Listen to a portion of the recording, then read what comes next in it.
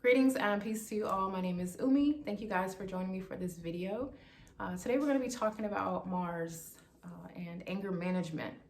So as many of you know, Mars in astrology is a planet connected to our vitality and energy and passion and just what gives us drive and motivation and desire. Mars is also known as the warrior planet. So certainly a lot of our more intense emotions such as anger stem from the influence of Mars. Once you study Mars a little bit and you see how it can be utilized for the good, certainly Mars can be an ally. We all need a little anger sometimes. If we were completely docile and submissive and just non-responsive to certain situations, I imagine our world would be in a much darker place than it is. But sometimes getting angry and expressing yourself and fighting for what you believe in, Mars supports us in this. It gives us a certain boldness and motivation. But on the flip side of Mars, obviously on a day-to-day, some of us can really struggle with managing emotions of anger, especially when we are triggered and provoked, or we're going through something on a psychological level that makes us feel a bit cornered. So Mars, again, being the warrior planet, it's going to come out fighting. It's not going to shrink back and go cry in a corner or go hide out. It can become very defensive. Mars is one of those planets where, again, I mentioned there's a lot of positives here, but with the challenging aspects, we find that people can develop anger management issues, the inability to just manage their emotional body, and anger being the most difficult because it oftentimes can result in destruction and violence. I would recommend that if some of you find anger management is a real issue in your life to the point where you are violently reacting to the people around you or being very destructive, consider seeking professional help because some people do suffer from neurological issues or chemical imbalance. So it's not recommended to just minimize the effects of anger. You want to consider your upbringing. You can look at the 4th house of home, of the mother. You can look at your 10th house. And these two houses typically relate to our upbringing. And so if you were coming up in an environment where there's a lot of hostility, domestic violence, very aggressive parenting, then you could have learned to deal with your emotions and express your emotions in a like manner. So that's something to consider, is to revisit how much of your childhood and the parenting you received is influencing the way that you communicate and the way that you interact with your environment. Another important thing to consider here is whether or not you are someone who uses anger as a tactic of manipulation and control. Oftentimes when we become angry and even violent, or we have outbursts and we get enraged and we're aggressive and yelling, this can create fear in those around us. And once, for some people, they realize that they can control others by means of the fear they induced, and they use anger as a tactic of manipulation. So check yourself on that. Is that something that you are demonstrating just as a means of control? And it could be an unconscious thing, just an effort to get your way, something that you learned from a parent that, oh, when my dad gets angry, my mom submits, or when my mom is throwing things and yelling, my dad submits. And so we began to demonstrate like-minded behavior. Looking at our natal chart, we can identify where Mars may be the biggest threat. There's a lot of good, as I mentioned, to having Mars positioned in our natal chart strategically to give us support and influence and energy in some area of our life. But we have to be mindful of the undercurrent, the shadow side to every planet. Even if you've got positive trines and sextiles happening, transits take place, and sometimes transits don't necessarily support us, and we can have a response to people or environment based on particular astrological transits. Some examples of Mars in the natal chart is, let's look at the 3rd house. If you have Mars in the 3rd house, when you become angry, it's very likely that you're going to express your anger verbally. You can become very verbally aggressive, dominate a conversation, cut people off, make threats, get on social media and put a lot of negativity out there in terms of bullying or commenting. So anger can manifest in how it is that we communicate. It can take over our thought processes in the 3rd house, so we can become fueled by very angry or violent or aggressive thinking, and then essentially that can be played out. It can be carried out. So you have to be mindful of how anger is going to influence your ability to reason and come in and have clarity of mind and to make sound decisions. So Mars is very impulsive and hasty and rash, and when it's angry, it can prompt someone to react based on what they think is the right decision, when really it's coming from a space of hastiness and just being reckless. If you're someone who has Mars in the 5th house, you may find that your anger or reaction to things comes out most in competitive situations. So losing can make you very angry, can make you have an outburst, can make you really want to retaliate and try and claim victory when maybe in fact you lost. So the anger can be negatively projected at our opponent, even if the situation was fair, like the game was fair, maybe if it was a situation of gambling, because 5th house does deal with gambling and risk-taking, recreation, playfulness, children. So sometimes with Mars in the 5th house, a parent can talk or speak very aggressively to a child, or there may be issues with the child where they have anger management issues, constant outbursts or falling out, throwing things, speaking back to the parents with aggression and hostility.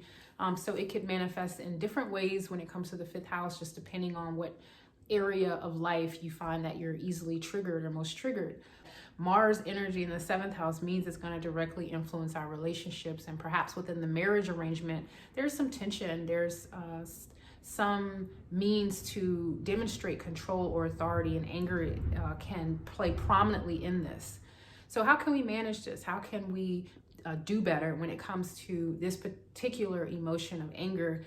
You have to recognize that Mars is connected to the fire element, and we are essentially playing with fire when we allow our emotions and feelings of anger and hostility and aggression to get out of control. So something I'm always going to recommend first and foremost is meditative practices. This helps to regulate within us our chemistry, our inner chemistry. We can become very calm and relaxed and more receptive to listening to instructions, listening to counsel, listening to people help to calm us down. So doing meditative practices daily, not just after you've gotten angry and pissed off and done something you regret and then you want to go meditate. No, try and make it a daily practice, so that way throughout your day, you're still kind of in that space of just calm and tranquility. At least to some degree, it's still in you to just maintain your calm. If we are having a daily practice, we have more control over our emotional body because we're in touch with it, we're in tune with it. So meditative practices, the time in nature, the diet and exercise, you guys know all that already. Aside from that, it's very important that you actually find an outlet for that energy.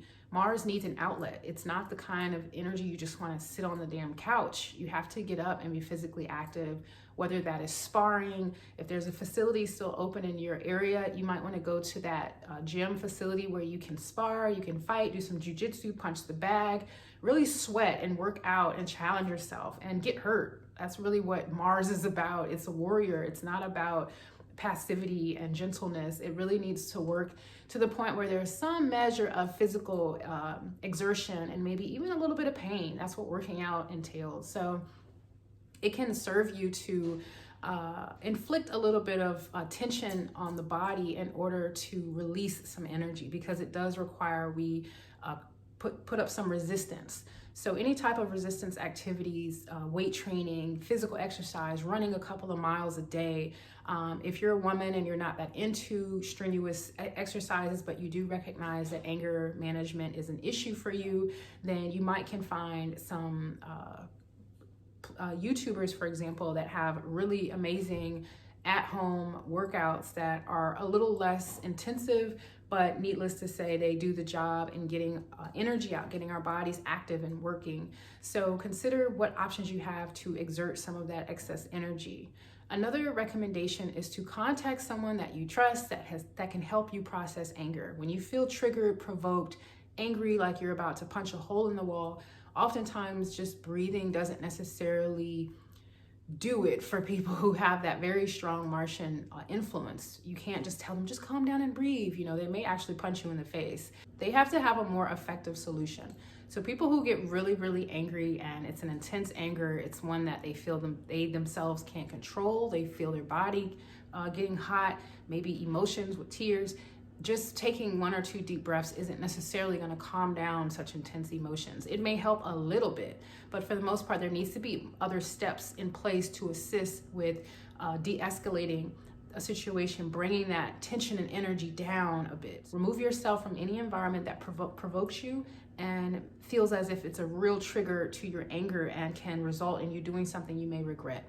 Walk away.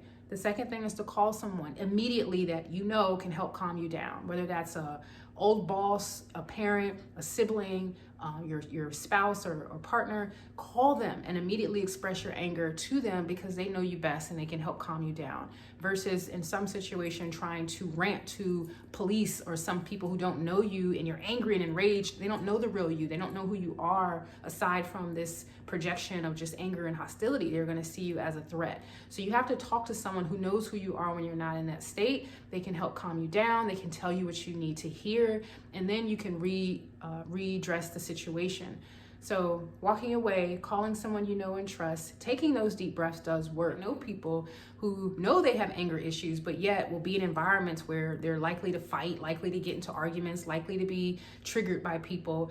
Don't put yourself in those environments just for the sake of being in violent or hostile situations. It doesn't make sense if this is something you're trying to work on. If you enjoy being in fights or getting locked up or whatever, do you. But for those of you who are like, I don't want to live like this, I don't want to be reactive, I don't want to have anger problems where my family's afraid of me or people don't trust me or I'm destroying my stuff because I'm angry, punching holes in the wall. If it's gotten out of hand for you, then you have to be consciously aware of the people, the company you keep, the environments you're putting yourself in that can further create hostility and anger in you. So making those sensible choices. So as I mentioned, the diet and exercise and the time spent out in nature and all of these different steps you can take, you have to set it in place and be proactive in fulfilling these steps when you know that you're reaching or you're feeling provoked, you're feeling that level of anger rising up in you. Some people put on calming music, like immediately put in some headphones, go sit in the car and listen to some calming music. Affirmations, your favorite, voice that seems to be very calming and soothing to you. This notion of self-mastery also helps us to be cognizant of our reactions. Fire is an element that is within all of us, just like water and air and earth. So when you understand your own inner alchemy, you make better choices. You know what you're working with. You're not haphazardly like a mad scientist mixing chemicals that can literally blow up at any minute. You don't want to be that guy or that woman. You want to be someone who is aware of your elements. A little bit of this, a little bit of that. Add some boiling water, a little bit of that. You are the alchemist. You are the scientist that is creating the being that you see yourself to be, being balanced. Earth is very calm. Earth is mellow. Earth is still. It absorbs. So it's great at just listening and absorbing. Maybe you need to surround yourself with more earthy people. I know I'm a Taurus. I get calls a lot for people who just want to talk or express themselves. They find my energy to be a bit calming. So I utilize my earth energy often in just that space of being calm, being mellow, not responding too fast, not fueling people with drama, and talking to people who are water signs. Having friends and associates that are water signs can also be very beneficial because they can tend to want to nurture a little bit more, find out, what's going on with you emotionally. So we're talking about Pisces or Scorpio or Cancer. These individuals can be supportive friends in situations where we're very fired up. And although Leo and Sag are not typically as reactive as Aries, remember Aries is the ram, it's the first sign, and it's about that life when it comes to expressing energy and being quite domineering and aggressive. So understanding your alchemy, if you're very fire dominant, don't be around other fiery people that are just going to, hype you up and further perpetuate your aggressive or hostile behavior. Welcome people into your cipher that have a good balance of energy within them to help you to calm or mellow out or to stabilize. So these are some options for those of you who feel as if you are dealing with anger management issues. You can certainly reach out and schedule a session if you'd like to build more on this or anything that you'd like to discuss within your natal chart. That information is in the description. So I do hope that you guys found this information useful. Remember, the world that we are living in is going through a hell of a lot of changes, and therefore people can be reactive, people can be aggressive, but you don't have to be that. You don't have to fall into that. You can certainly take control of your life and find ways to be more balanced and harmonious and to just accept who you are from the place of love, compassion, not judging yourself, not condemning yourself, but just taking the necessary steps to regain a sense of self-control, self-mastery, balance, and self-love. So thank you guys for tuning in, and until next time, peace.